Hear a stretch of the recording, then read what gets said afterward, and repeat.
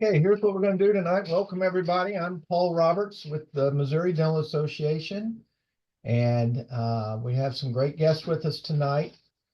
The impetus behind this webinar is when we look at our dental students and our early career grads right out of dental school. Sometimes we're getting a lot of phone calls like, "Hey, I didn't know my contract said this, and now I'm kind of stuck," or "I don't understand this contract. Should I sign it? You know, I'm a dentist, not a lawyer. I need help." And we felt like it would be a very practical way to be able to help people at that stage of their career, and really any stage, but we're focusing on that young stage, to be able to say, what should you look for in a contract? What are the pitfalls? What are maybe some scenarios that we've learned from the real world? And so we started talking and we put together a team. We have Andrea Metzger from ADA Business Services, and they joined in with us. And then we have a wonderful partner in Panacea Financial, which helps with practice loans. And then on the legal side, they've joined us. And so we put together a couple of speakers. I'm going to give a brief introduction of both of them and turn it over to them. We want it to be interactive. So put a question in the chat, raise your hand, do something like that. They'll stop. We'll be recording all of this and be able to review it later. So looking forward to a nice night. I see one more. Let me welcome in Dr. Campos. Fantastic. Okay. Our presenters tonight are Jillian Vestal. She's with Panacea Legal. She is a lawyer, went to the University of Arkansas at Little Rock, has worked for the former Arkansas Governor Mike Beebe, and has extensive experience in not only government relations, but healthcare clients, health systems, and things like that. So she's aware of contract law and review. And then we also have Cathy Albrecht, who worked for 14 years as the Senior Associate General Counsel for the ADA. That's a big position, and she gave a lot of legal advice to many important boards and commissions across the way, helping with the ADA human resource function as well. She served as a prominent partner in 2 different Chicago law firms, and she's a 91 graduate from Loyola University in Chicago. Both of them will share a little bit more about themselves, but ladies, thank you very much for joining us. Take it away. Thank you. I am going to share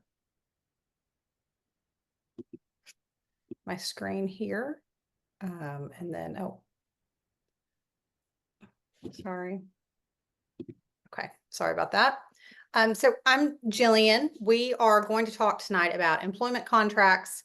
We're going to talk through some tips, some things that Cathy and I have both seen and that we would advise either for or against. We're going to talk about some risks that we see and ways to either avoid or mitigate those.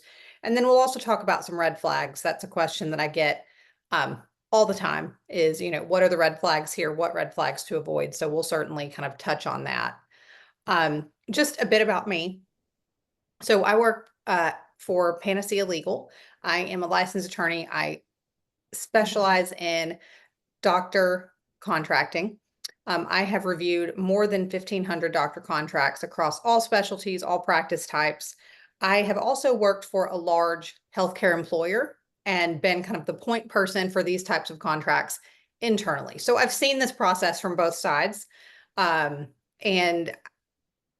can help navigate the process, knowing a little bit about what's likely going on, with the folks you're talking to. I tell doctors all the time that my goal is not for them to sign a particular contract. My goal is for them to make the best decision for themselves and to do that with all the information that they have. So I will let Cathy introduce herself. So I'm Cathy Albrecht. I worked at the ADA for 14 years before retiring in December, and I really miss one of my favorite parts of that job was working with the ADA Success Program and talking with dental students about contracts. I was very passionate about it, and I do think that this is a really great idea because one of the issues that we always ran into when we were talking about how do you have a contract reviewed was how do you find a lawyer? Should you find a lawyer, and why find a lawyer? So I really subscribe to the idea of this program, which we'll talk about at the end. I've had many years taking many calls and speaking on employment issues in the dental sphere. I have over 30 years and counting in private and nonprofit practice in this area. And I've been, I think, very helpful and useful in helping dentists and folks just navigate making their best decisions. So I really think this is a great idea. So yeah, great. So our objectives tonight, we want to help you understand the basics, the things that you're going to encounter in your contract. We want to inform you about questions to ask, the ways to ask those questions. And we want to help identify red flags. So we're going to talk through contract components, some problem areas that we see come up, and then what we think you need to look for. So I'm going to start off just sort of talking about our basic components, the things that you'll encounter when you're looking at your contract. The sections may not have these exact titles, and there may be some things that fall outside of these broad categories, but these are kind of the large buckets where most sections within a contract are going to fit within one of these. So the first is just simply the term and the termination. How long is this contract going to last? 1 year, 5 years, what is the commitment that you're making? Also understanding what renewal looks like. We see automatically renewing contracts where you don't have to do anything. And then we see contracts that require you to come back to the table and negotiate and re-sign. There are positives and negatives for both of those. There's not really a right or wrong, but the most important thing is that you know what you're getting into. And then something that we'll talk about a bit later is how to get out of that contract. Nobody necessarily starts out a job thinking about quitting it. But it's the reality that, for most folks, that first job that you take right out of training may not be where you are forever. So And Jillian, may I add, it's probably absolutely the best question you can ask upon entry, because at the end of the day, everybody hopes everything turns out fine. But what if it doesn't? And so I think that's exactly. ways And how to get out of the contract is a lot of what lawyers can help with in this process. Absolutely. And I really advise having that conversation at the beginning when there's no emotion behind it. If you wait until you're really frustrated or there's been a lot of back and forth, everybody's a little bit more charged and there's a little bit more happening. If you have that conversation right from the get-go and say, look, I plan to be here for a really long time, but I just want to understand what this would look like. That takes a little bit of the emotion out of it. So you're also going to see things about your duties, your schedule, your location. So when and where you're going to work, if call is going to be part of this. This is something that can be really mundane and can feel like, why are we talking about this?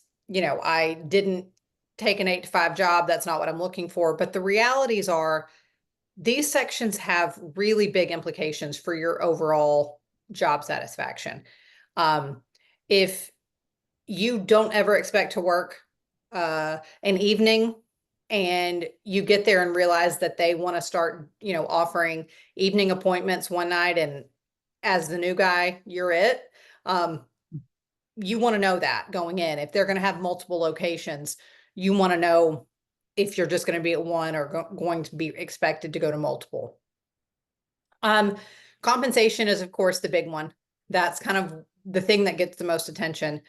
In addition to the number, what you're going to make, we want more of an understanding of what that's going to be based on. Are there certain expectations that come with that?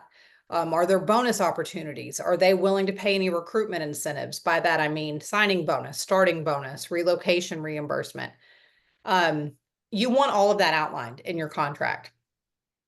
I've reviewed many contracts where the doctor will tell me, well, they said they'd give me $20,000 signing, but it's just not written down here. And we'll talk about this more.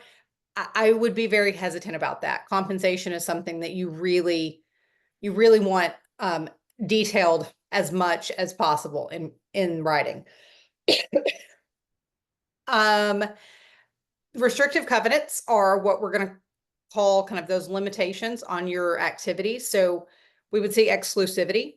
And there we're talking about you're working for one employer and they tell you, hey, you can't go somewhere else and pick up shifts. So you can't go moonlight somewhere else. And then we have the post-termination provisions, and those would be non-competes and non-solicitations. Non-competes are probably, again, the thing that gets the most attention within this category. That is a restriction on your ability to work after you leave. There will be two components to that typically. You're going to have a geographic restriction and a time restriction. So something like for a year after the contract ends, you won't work within 10 miles. That would be kind of the example that we see. Cathy, do you want to talk a bit about kind of the current landscape of non-competes? Yeah, on restrictive covenants, I think I will say this. I think the trend is, first of all, I think it's a bit up in the air at this point because there's been some proposed agency action on this, but that may or may not reach fruition. But on the state-by-state level, I think it's fair to say that there's a trend toward limiting non-competes when it restricts an ability of a person to move around, whether that's because of the amount of money that they're earning in a given year, or whether it's just professionally, the employer is taking on more risk in terms of losing future business. But the thing with restrictive covenants is you need to pay attention to those because they vary by state to state. One state, like California, may say, no, we don't use them. We don't do them, except in very limited circumstances. States are kind of moving in that direction. But that's what Jillian was talking about, the sort of restriction by geographic area for an amount of time. What's becoming more popular now, and I think even if there is legislation that ends up going forward with respect to non-competes, it will probably be something that, and I think a better option is non-solicitation agreements, which say you can't ask the patients that you treat, if they're, that belong to the practice, to come to visit you at a new practice for a period of time. There are also restrictions that may say for a certain period of time, you cannot solicit people who you worked with who are very good at that job. And that I think is subject to a lot of contest. Probably dental assistants don't count, dental hygienists, who are actually in a fair amount of demand right now. If you have a good one, that may be protectable, but that again is a non-solicitation agreement, and every state's different on how that works. So rest assured that in the near future, any agreement you have with a practice will have some amount of restriction on how you can treat the patients you treated while you're in the practice. That's right. Yeah. And kind of continuing that conversation about risk is liability. And this is where we're going to see within the contract details about who will be responsible for the cost of malpractice insurance. and who will be responsible for tail coverage. Tail coverage is that malpractice that's going to follow along behind you after you leave. So it's going to kind of fill in the gap of from the date you leave through the statute of limitations in whatever state you're practicing. Obviously, the ideal situation for you is that the employer is going to pay for that. That's not always what we see, but you know, that's kind of the again, if we could kind of wave a magic wand and have the ideal contract, that's what we would see. And we also want to look at financial penalties. So I've seen contracts, particularly with smaller groups, with maybe independent practitioners, where there are some financial penalties. They're putting some money out to bring you on board. And so if you leave within kind of that early window, maybe a year, maybe 2 years, they want to recoup some of that. So they're going to say, hey, if you terminate, you've got to pay us $25,000. Again, nobody goes into a job thinking that they're going to be leaving in that time frame, but you never know. So it's something to really be aware of. And then you also want to know about benefits, of course. What are they offering you? When is that going to start? Does the contract include PTO, CE money, CE time? Excuse me. All of those things you really want to get in writing if possible. If those are not in the contract, can they provide some sort of documentation about that? And we're going to talk through kind of what the enforcement of that would look like, but at the very least, you just want to understand. And Jillian, if I can step in, Sure. because Panacea does this for medical practitioners and physicians, all the time. All of these things they're very similar with dentists. They can be a little different, but rest assured that many of these same things, like for example, if it says CME, we're talking about your CE, and we're Right. talking about your restrictive covenants.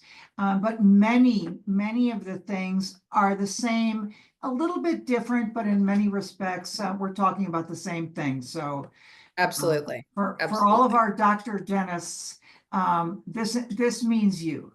Yes. Yes. Thank you. And then the problem areas. So we kind of see all of these sections of the contract, and then the question becomes, where should we really focus? Where are the places that we want to be sure we're paying close attention to? Again, I would say you want to have the whole contract reviewed. You want to understand all of it, but these are kind of some big items that are really potentially impactful. So of course, compensation is part of that. Risk. So we're talking about exit strategy there. So the term and the termination, the restrictive covenants, and then liability all kind of fall within that category. And then doing your due diligence, making sure that you understand the contract and making sure that the things you need in that document are actually there. And we're going to spend some time now talking through each of these 3 sections. And I'm going to let Cathy talk about compensation and some examples we see and what she recommends here. Thanks, Jillian. We sometimes say, and particularly for the newbies, the people who are D4s who are going out on the market right now, some of this may not be obvious.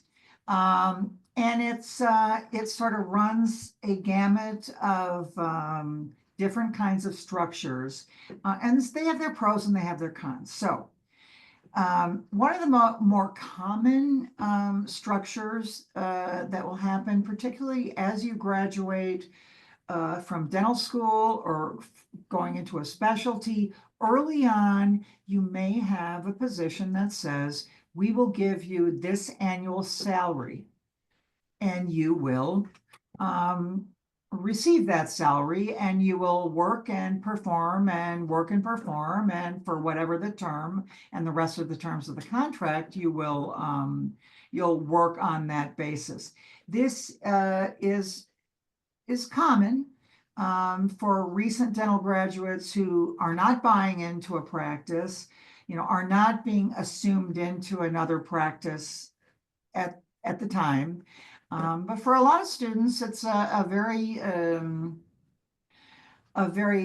tantalizing way to start paying student loans, which many of our students have. So a guarantee is a good idea.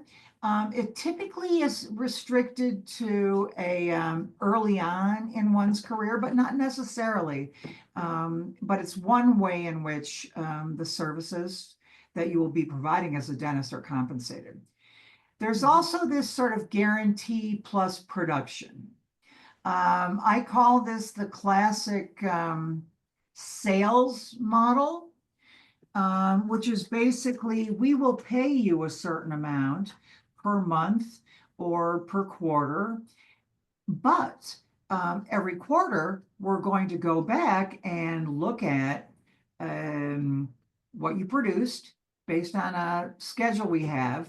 So you're being paid on production, but it's kind of probably should have talked about production only to begin with, but you're paid on production, but if you don't meet the production value that you're given in a given quarter, you have to pay it back. So what that means is you're gaining income.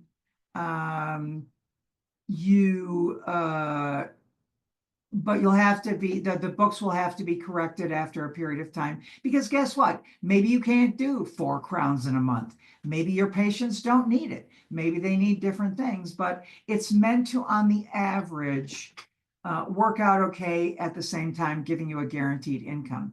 The other alternative, and this is another guarantee plus production, is that there is an alternative in which you'll get a flat salary, but then you will also have additional opportunities, bonus opportunities based on your production. So it's another sort of version of a hybrid sort of system where it's kind of, you have a guarantee plus something.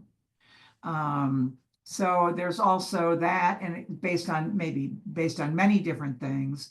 But basically, I think in the dental sphere, it's very commonly based on how many widgets you do in the various categories, how many crowns, how many, whatever procedure you have, how many bridges, whatever you do. The other is production only. And that's very common. And I think in a way it's kind of it's very tempting to look at a production only fee schedule and say, wow, I can make a gajillion billion dollars in a month. All I have to do is do 87 crowns, bring in a bunch of people and do this and like do some full dentures and all this. And guess what? That doesn't always happen. And we'll be talking a little bit in due diligence about how you kind of feel this out. But suffice it to say, as someone who's in private legal practice, and I look and say, holy cow, I'm billing every 6 minutes. Just think about all the money my firm is making off of me. And then it's like, guess what? You can't bill every 6 minutes. Sometimes you're not feeling well. Sometimes you don't have the work. Sometimes you don't have the traffic. So one of the things, and a very important message from this and compensation structure, is I would say, if you're looking at a contract, make sure you understand this and run a couple numbers. Be realistic about it. You can ask the practice, in terms of production, what are the averages of your associates? You can ask those questions. But don't start counting up the minutes and counting up the hours, because that can be misleading. And if you find it out later rather than sooner, it's not that great. And time-based is another sort of Cathy, situation. can I jump in Yes, real of course. quick? Sorry.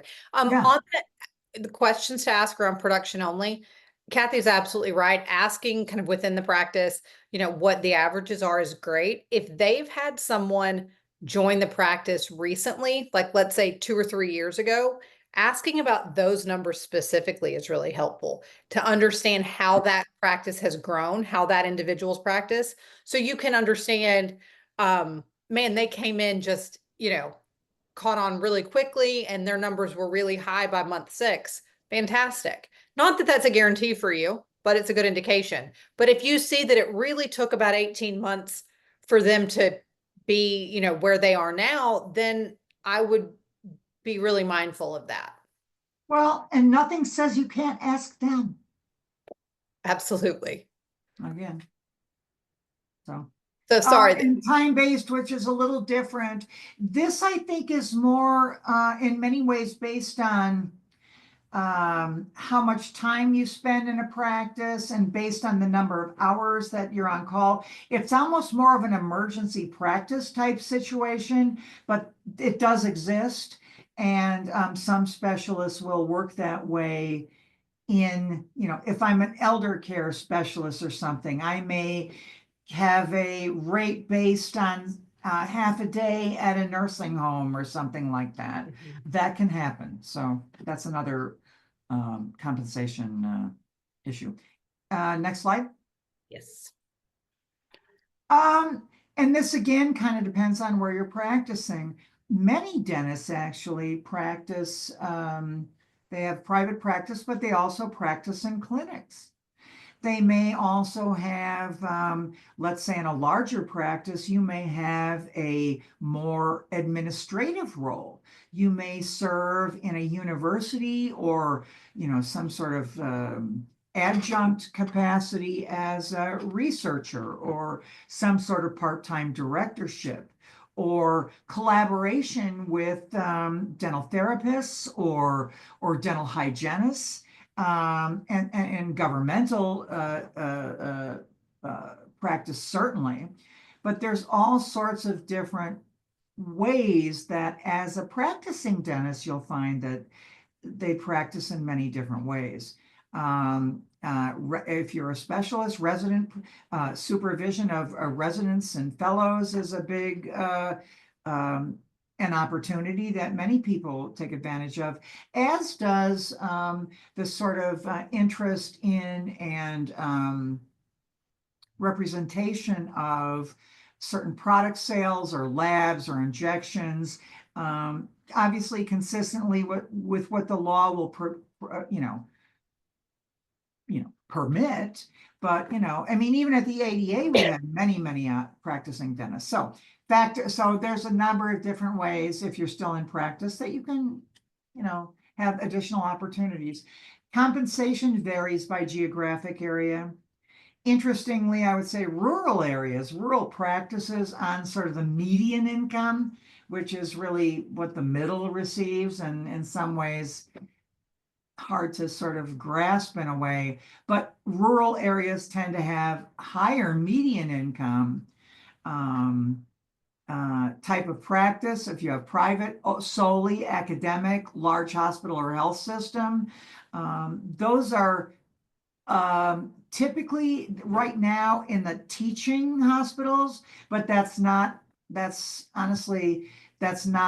probably where things are headed in terms of oral health. In any event, there's many things that can impact it positively or negatively. And the size of the practice, obviously. If you own a practice that's large and you have many associates, that's a different way to assess compensation. So not to belabor it, to the next slide. Yeah.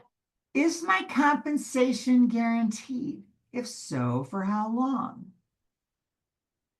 Only as long as the contract, only as long. And when was the last time the compensation structure changed? Well, good question. Because if I got a 3-year contract that's renewable by evergreen, that's a kind of thing you may want to revisit at renewal time, because there'll likely be something in the contract to say.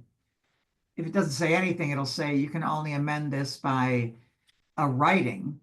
But there should be something to say that after a period of time, If everything's going fine, we may reevaluate many things, but you can always look at the compensation structure. Sometimes it'll be built in the contract, particularly if you're starting out as a salary guaranteed person and you progress throughout your career, and it may be more, and maybe it's benefit to the practice, but also more advantageous to you to have a different fee structure. So oh, is everyone in the department practice group paid on the same structure? That's a question to ask. Again, it may depend on the level of expertise in the market for people with those expertise levels. So, generally speaking, as an entry-level dentist, you're going to be entry-level, not surprisingly. And there may be 15 other people in front of you. So although these questions don't make a lot of sense early career, as you progress in your career, this is exactly the kind of things you need to ask yourself. And I think here too, it's important, even if we're not saying, does everybody get paid the same, but is the structure the same? Yes. Are the metrics that we're hitting, you know, if this person just was here had their 10th anniversary and they bumped up by $50,000, do I get that same consideration? You know, is everyone kind of paid based on the same model? Would be a great question to ask. Not necessarily, hey, is everybody getting the same, you know, does their W-2 look the same? But it's just, is the structure fair? You know, is it equitable? That's kind of a legal question too on this thing. It's like if you don't know much, because sometimes fee structures vary. Right. For various reasons, I might add. How are the performance metrics determined? That's a very good question to ask.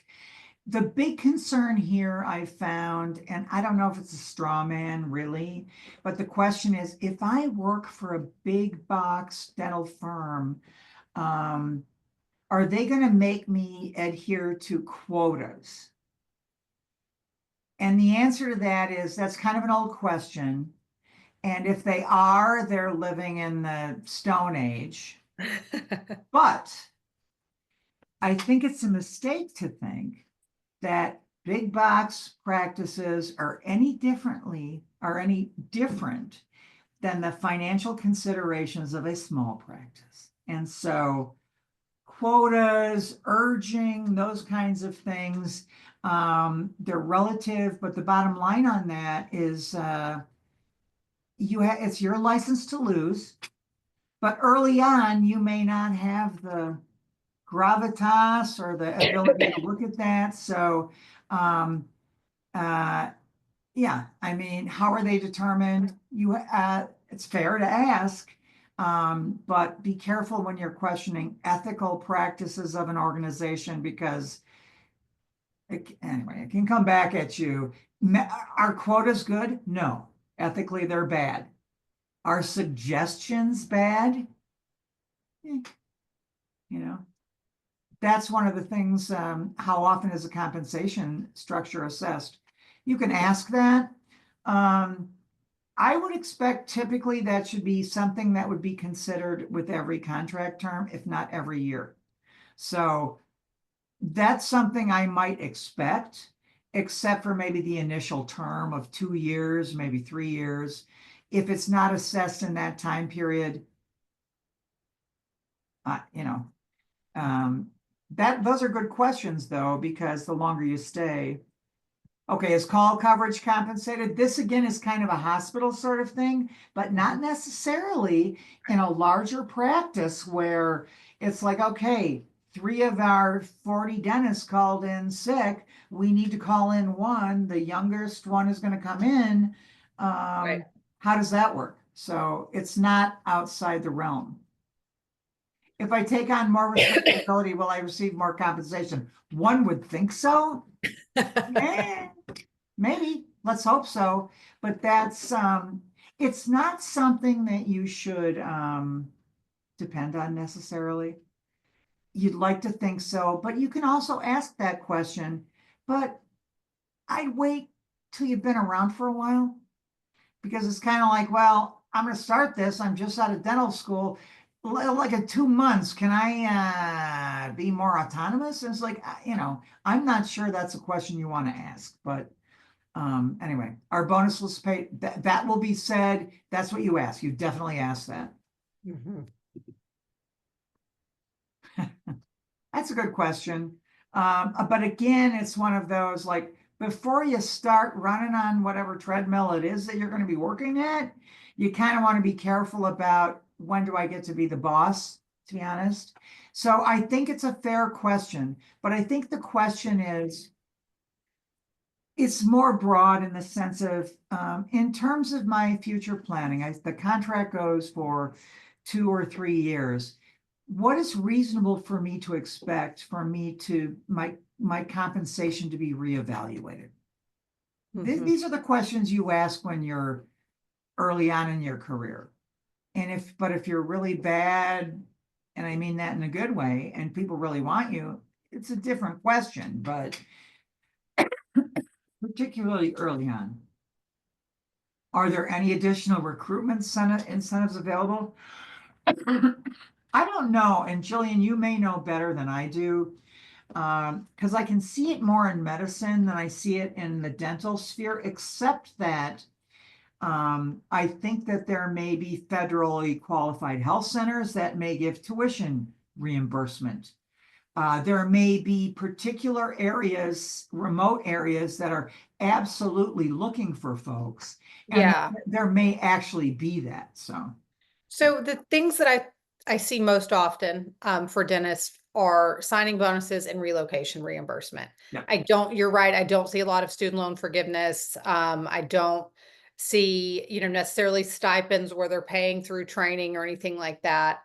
But I do see signing bonuses and relocation, and I think you're right on. And the more remote areas, the way I typically phrase it is the places that are having to work a little harder to get a dentist to come there, they're going to Exactly. And sweeten that's that always deal. been an issue Yeah.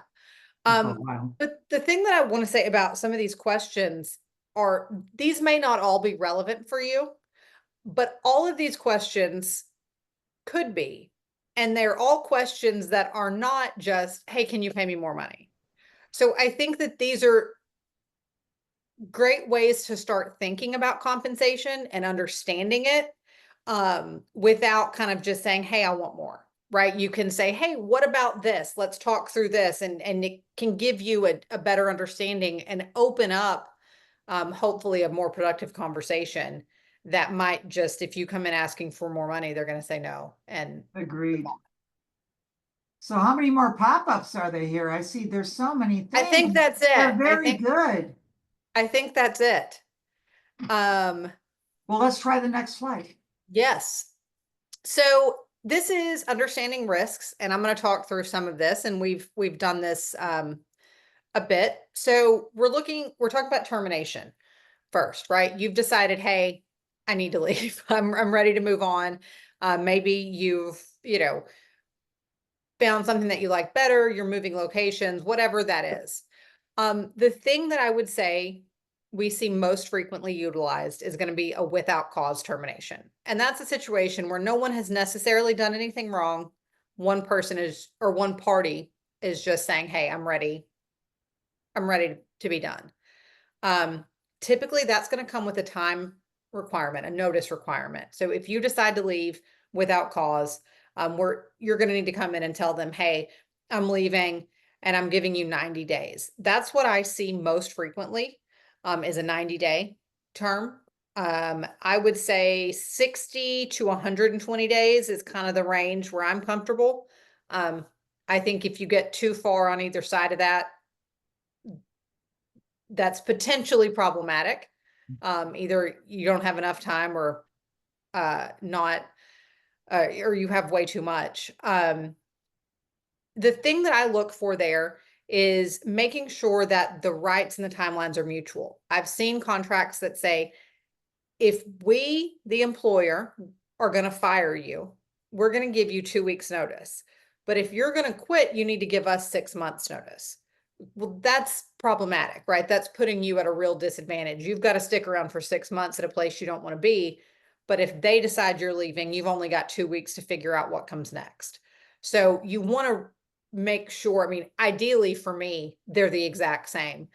If they're not the exact same, you really want to try to move them in to as close as possible. The other option for termination is for cause. And this is where one of the parties has done something wrong. They haven't fulfilled their obligations that they agreed to in the contract. Often you're going to see those reasons really clearly laid out. So the contract will go through, hey, these are the reasons you can be terminated for cause. Less frequently, these are the reasons that you, the dentist, can terminate your contract with them for cause, meaning they've done something wrong. Cathy, I'd love if you have additional thoughts here, but what I always tell folks is if you feel like you're on either side of this, either you're being terminated for cause or you feel like you've got grounds to terminate, talking to an attorney is probably a very wise thing. There can be real implications moving forward for a termination for cause. So it's something to approach pretty cautiously. I agree. And one thing I would add on the for cause is that usually it's something in terms of what the dentist might do. It's something bad. They stole, they whatever. Because one of the issues is I got terminated. How can I tell whether it's for cause or not for cause? I'll tell you what is not cause is the financial instability of the practice. And it's like, well, they couldn't afford me anymore. So that's not right. I should sue them because they should pay me out for the rest of my contract. Well, good luck though. You could sue them. On the other hand, clearly they don't have the money to keep you on, or at least if that's consistent with the facts. So, isn't theoretically, if you get terminated without cause, the practice may theoretically owe you money across the term of the contract because they stopped paying you. If they don't have the money, they can't pay you. And secondly, if you leave, you don't have to pay them back, but you may have to pay the reasonable cost of finding your replacement. So that could mean cost of advertising. That could be the cost of a premium for a temporary staff member to come in and take your role for a certain period of time. But the bottom line is either way, if you terminate it, if you decide you need to walk away, let's say 1 year into a 2-year contract, you cannot sit and watch TV all day.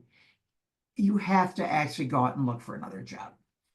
There will be a reasonable amount of time that I don't know who watches TV all day anyway, but some people do.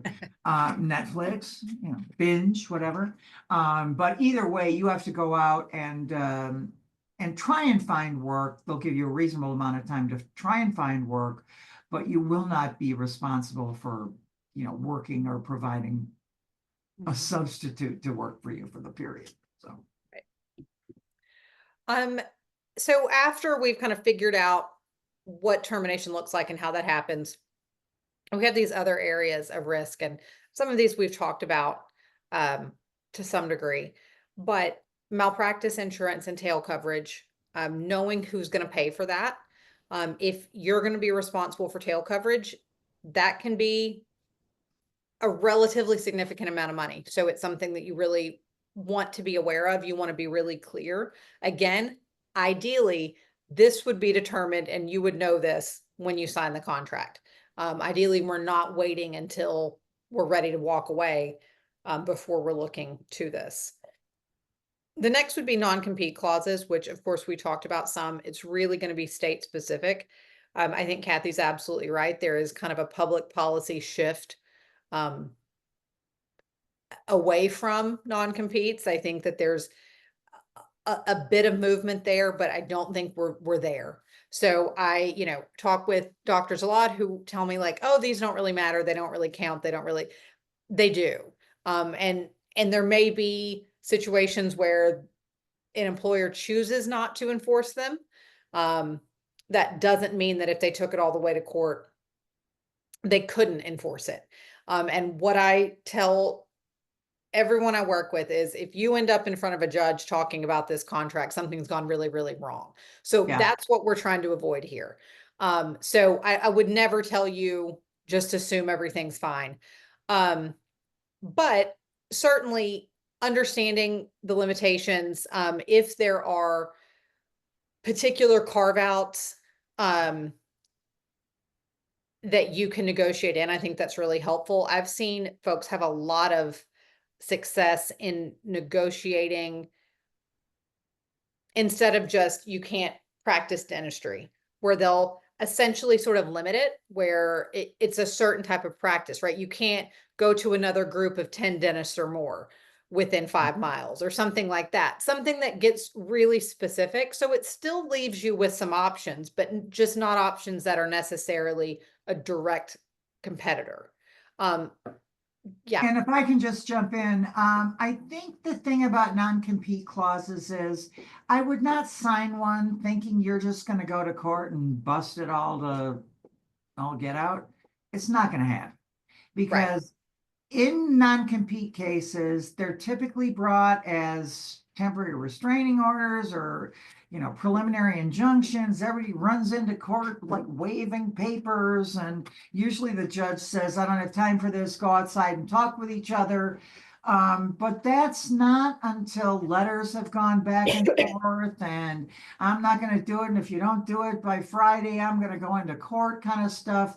It's the kind of thing that you want to, when you enter it, you got to kind of expect you're going to be stuck to it. And I think that's a reasonable and rational way to go into it. Yes. The other is repayment of incentives or repayment of fees, which we've talked a bit about too. So if you do get that signing bonus or they do reimburse you for your relocation, often that's going to come with a time commitment. So they're going to say, hey, we'll reimburse up to $15,000 for your moving, but you've got to stay for 2 years. And if you leave within that time, you're going to pay back all or a portion of that. So if you're leaving, you want to be aware. Sometimes too, there are fees that you're going to incur. Like I said, you've got to pay back the cost of bringing you on board, or they want you to help them pay for the cost of finding your replacement. So having a clear picture of those things on the front end is really helpful, so that if you do get to the point where you're ready to leave, you already know exactly what that's going to look like and financially what that's going to mean for you. Again, if you and your boss have a big blow up and you decide it's time to move on and everybody's, pretty hot, and we then come to the table on this, you're probably not going to get very far in negotiations. So taking care of these things on the front end is going to be a much better option. And so now we get to due diligence. Kathy, do you want to? Okay, sure. Next slide, please. This is really important for folks to know. Due diligence is looking before you jump. I mean, it's what everybody does before doing many things that are important. You Google, you figure out who's who, what's going on, who is everybody. Can we go back to due diligence? Oh, sure. Yes, sorry. Thank you. I'm going to get there. There's a lot of X's there. That's my fault. But here's the thing. Due diligence is what you do to figure out whether you want to join this practice. And it seems like a simple question when you're really wanting to pay bills and you really need to start getting engaged in your career. It's invaluable, though, to find the right place, because the worst thing that can happen is, oh my God, I joined this place. I thought it was great. And now I'm 6 months in and I can't stand it. That's where you don't want to be. And that's why due diligence is important. So there's a couple of things to keep in mind. The XXX is what I say on these issues, because there's many things to talk about here. But here's a couple of headlines. Know whether you are an employed dentist or an independent contractor. that stuff matters because, first of all, early on, you're probably going to be an employee because other people are telling you where to be, what to do, when to be there, when to take time off, when you can do this, what lab you use, and all those kinds of things. The practice will generally have a fair amount of control.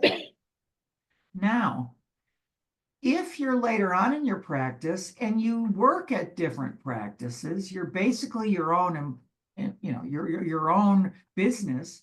But let's say you're a specialist, and rather than opening up your own shop, you go to different practices and work there for some period of time. That might make you an independent contractor.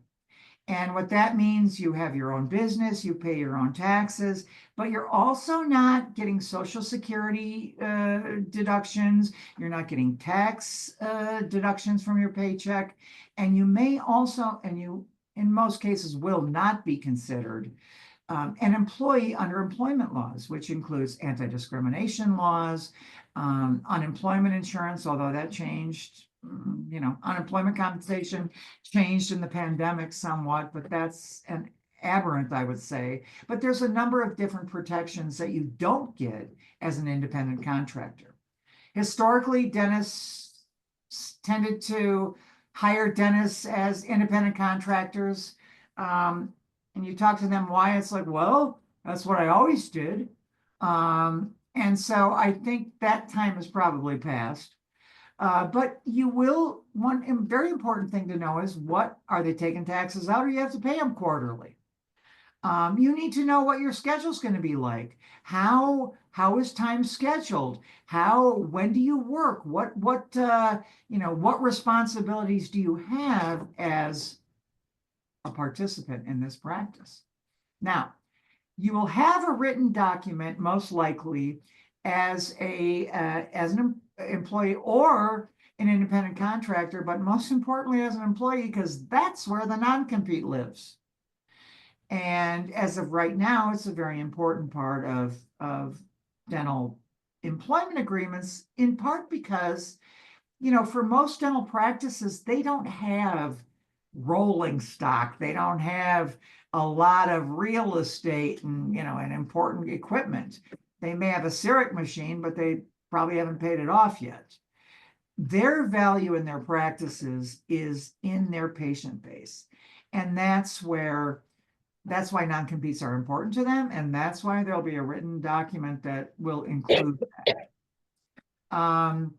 One other thing about an employment contract is, if it's not in the contract and they told you all about it in the interview, it doesn't exist. It's not an issue, in the sense that it's not a disputable issue, because once you have a written document, everything that's important to that relationship is included within it.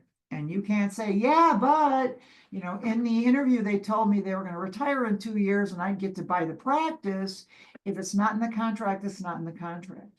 And likewise, if the compensation changes, and that was in the original contract, that is something that, to a written contract, would require a written amendment, and that can be an email exchange, or, depending on the state law, something in writing that says, okay, now we're going to change it, because once it was in writing, it needs to continue to be in writing. And if it's not in the writing, it's not going to be enforceable.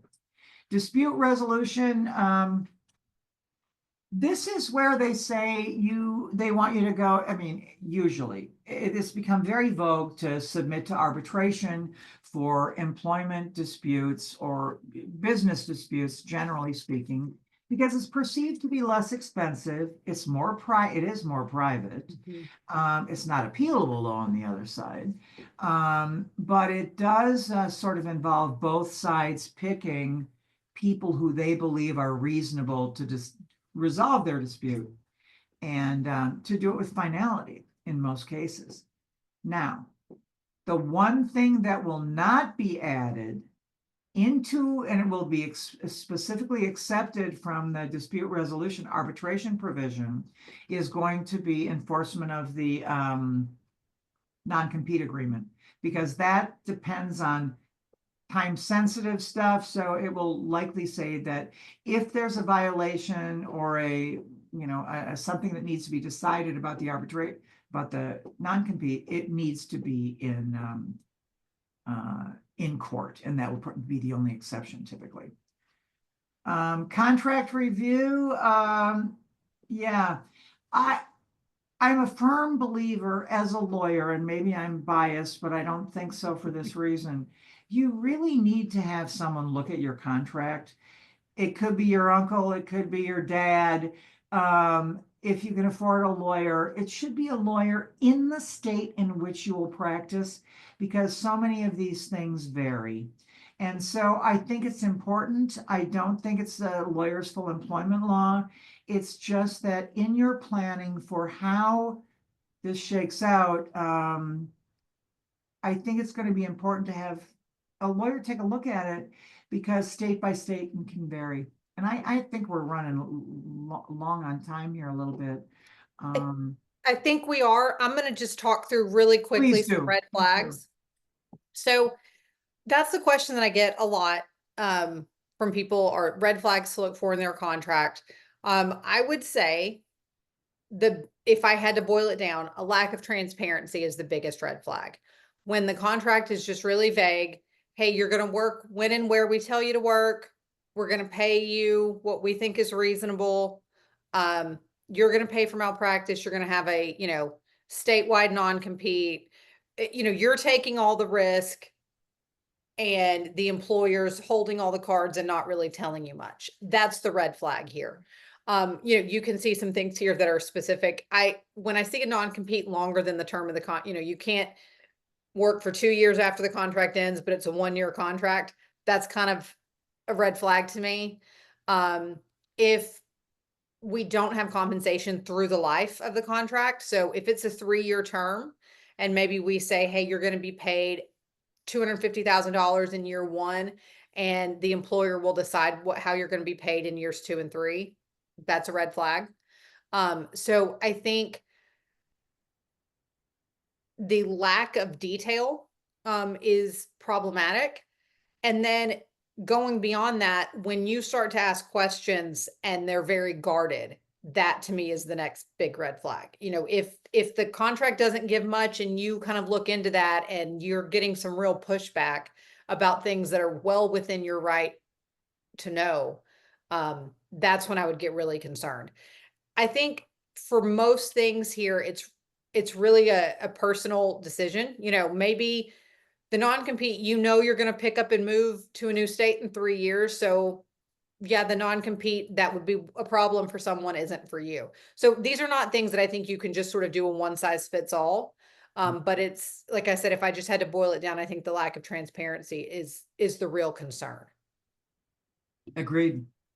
So we've talked through the contract, the things can look for, the things to know and to be mindful of, and how to,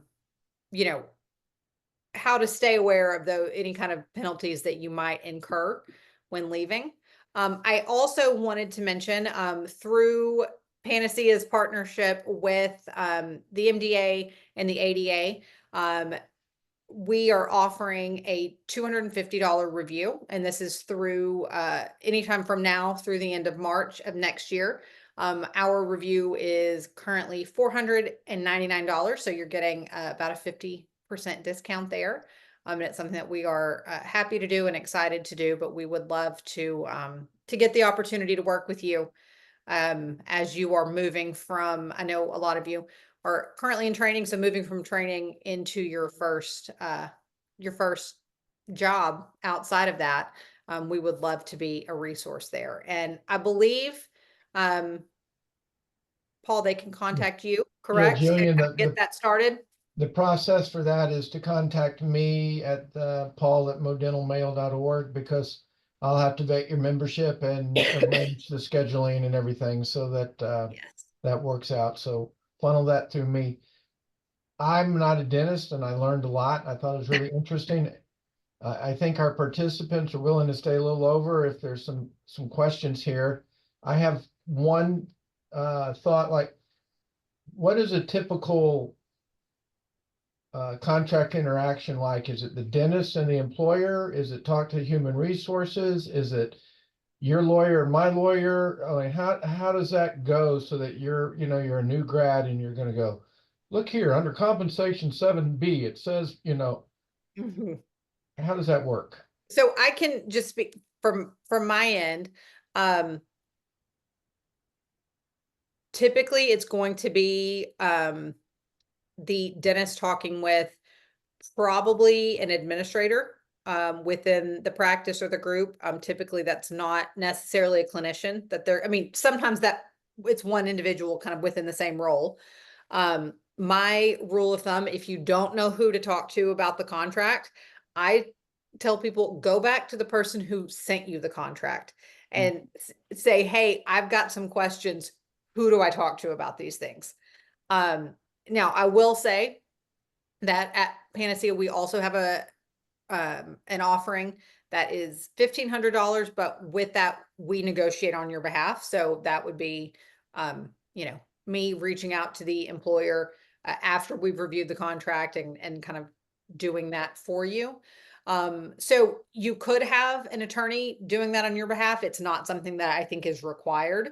I think typically that's just going to be the potential new hire and the administrator who's kind of tasked with But it's contracts. fine. It's fine to say that's great. Let me think about this. I want to get some review on it before you just go, this is great. Thanks for hiring me. Sign me, Yes, I think Cathy and I both agree on that.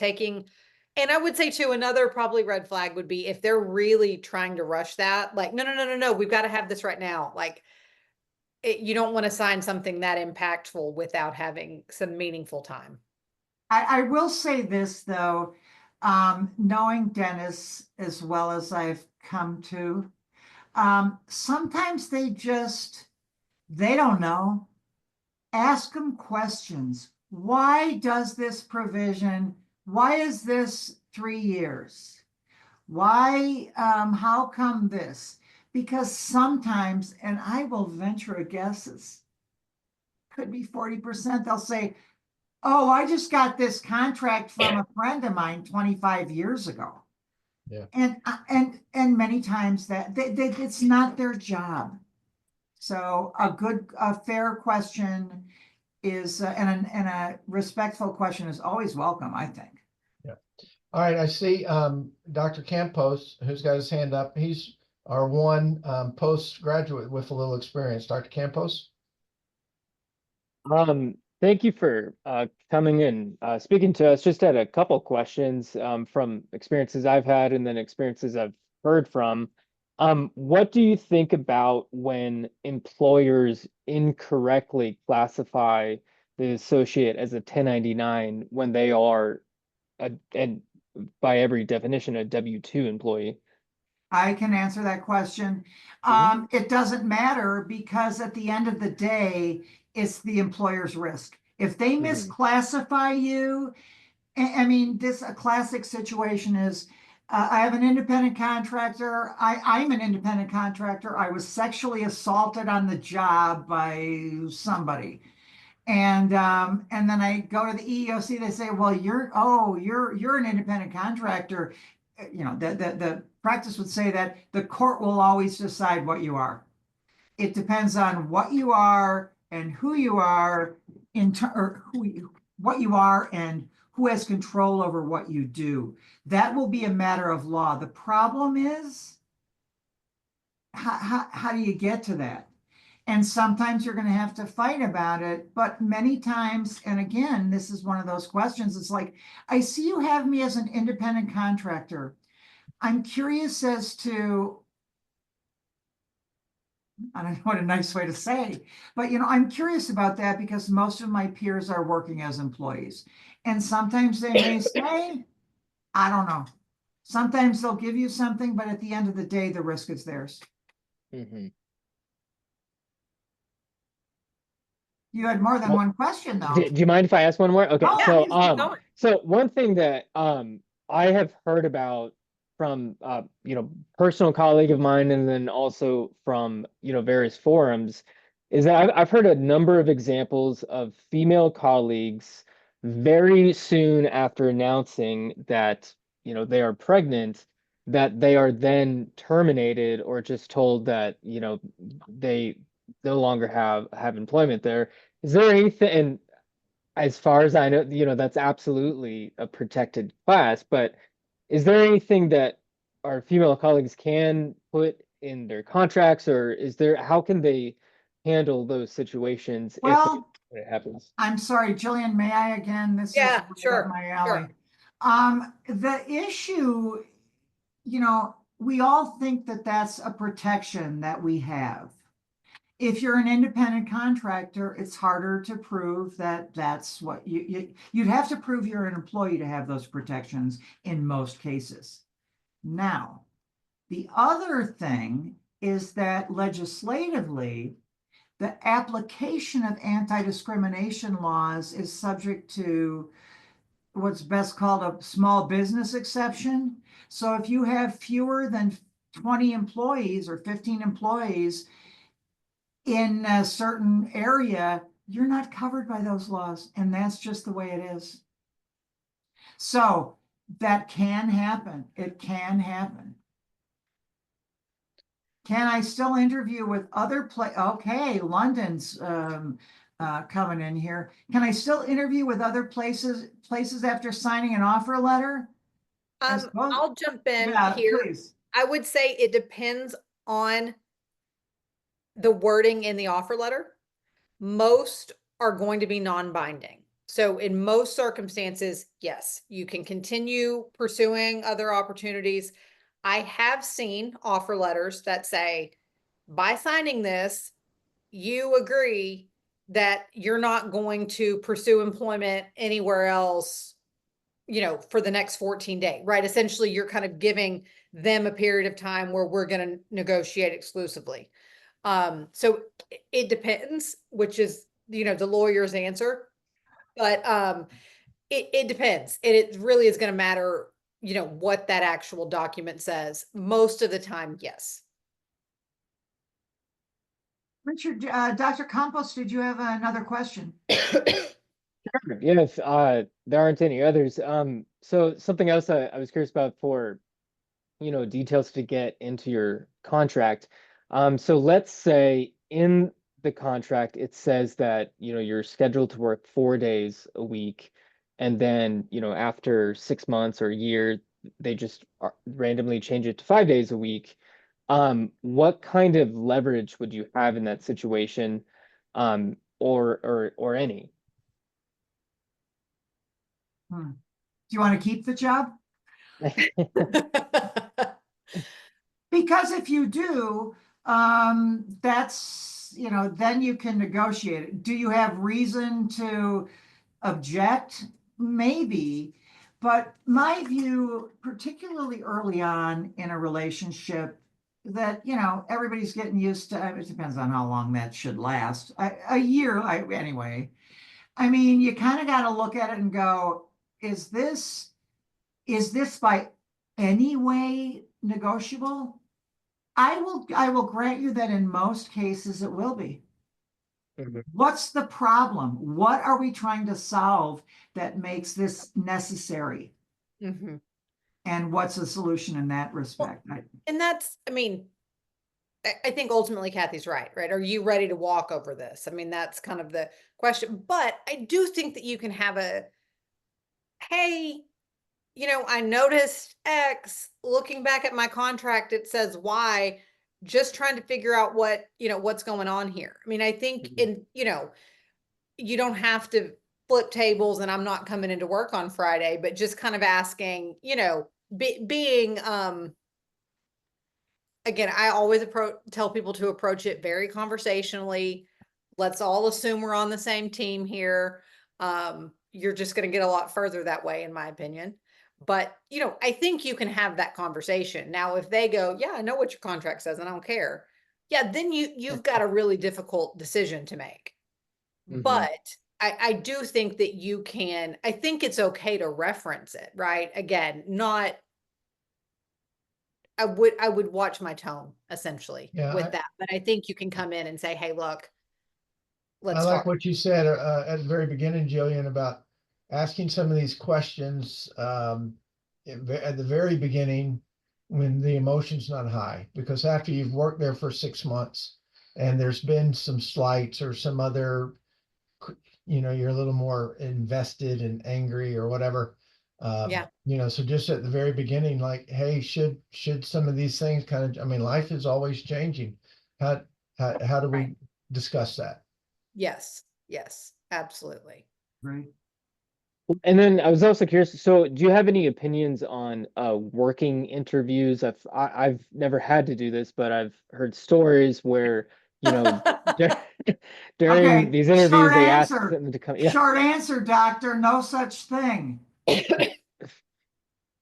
Now, I suppose theoretically it could be for an independent contractor that would be accepted from minimum wage, requirements. I mean, I think it used to be very vogue. Because, and it makes sense. Wouldn't you rather have that?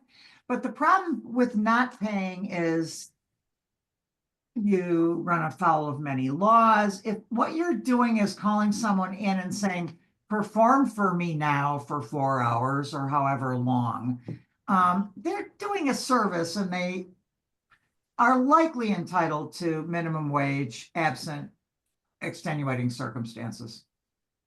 But that's a Jillian, do red you think flag. any If differently there's on a, that?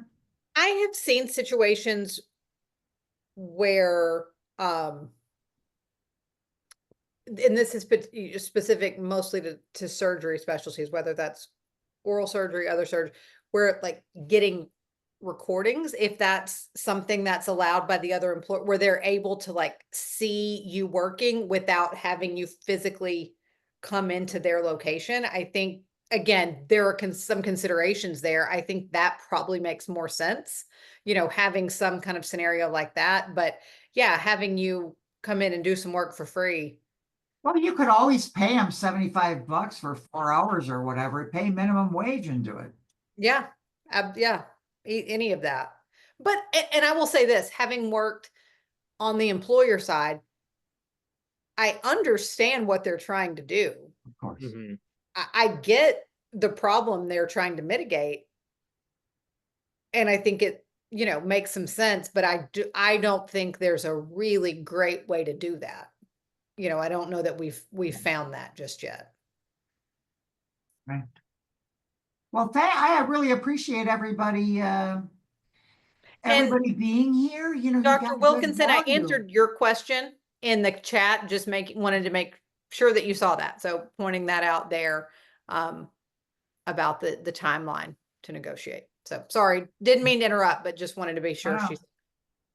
No, I love the passion. I love when we bring our resources together with ADA and Panacea, the MDA. Our whole desire behind this is like, how can we provide more valuable benefits to our members right where they are? And I love having Dr. Campos on here.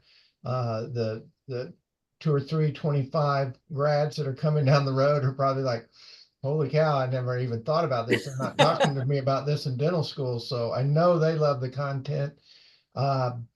Next week I will get an email out regarding your CE certificate. If you have any interest in the offer, reach out to me and I'll vet that process for you, and make sure your classmates, your colleagues, whoever, like, hey, I heard some great content. We'll get the recording up and ready for them to be able to watch it. They don't have to have watched the recording to get the offer. If they're like, hey, I'm dealing with a contract, I need help, we can do it up to 20 people. And right now we'll extend that through the end of March.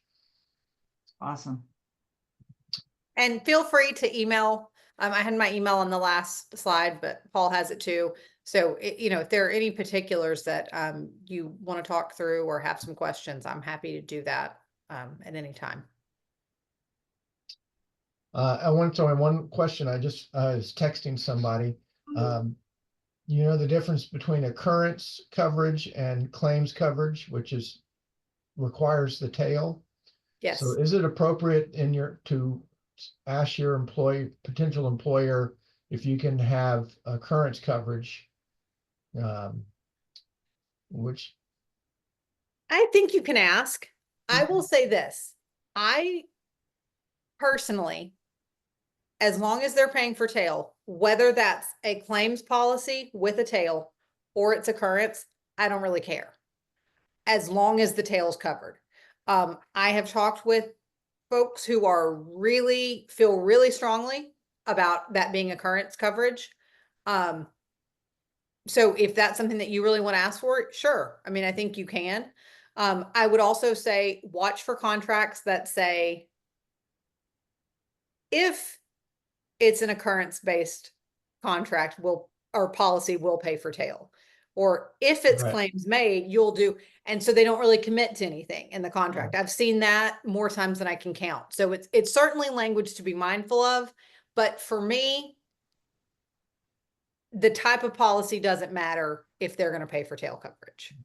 and that's important if the students don't know, you might work somewhere for 2 years and leave, and then 2 years later, somebody that you treated has a claim and Right. it's who's going to pay for it. And that's this is all being predetermined. Yeah, and that's because the underlying policy, because there's a statute of limitations on treatment, you could do a crown 1 year and then 2 years later end up with a claim on it. And that's Right. really the difference. And the Right. reason for the price difference in the policies. All right. Well, thank you, everybody. What really interesting evening. Appreciate your passion and your attendance, and we'll be in touch on all these fronts. Thank Have you a all great so night. much. Thanks, Good guys. night. Be well.